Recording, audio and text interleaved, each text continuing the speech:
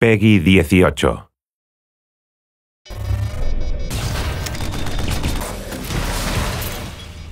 When the player first gets to see Talos I, something horrible just happened. Talos I, when you first arrive, is not the beautiful testament to modern industry that it normally is on a day-to-day basis. It's been taken over by this alien species, and you don't really know why. You were part of an experiment, and some aliens called the Tifón have managed to escape containment.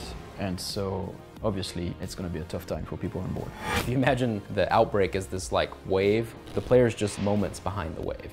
And because of that, you'll find people that are still alive and they're like, Morgan, what is happening? What are we gonna do?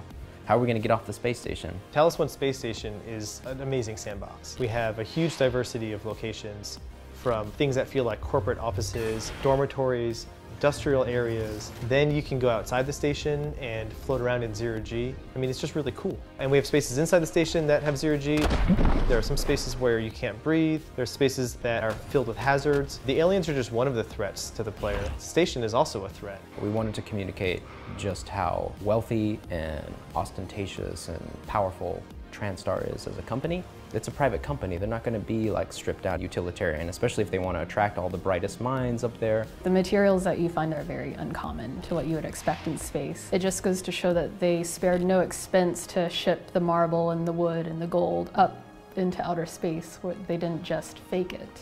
We also went over the top in terms of size and volume of that place, because that's the ultimate luxury, right? When you have a space station, you have like a lot of space just here to impress the visitor. It's not all the shiny veneer of the corporation, right? The space station is built in layers, kind of like an onion, and the closer to the center you go, the more you get to the actual reason why the space station is there. You get to the laboratories and the secret stuff they don't want everyone to know about.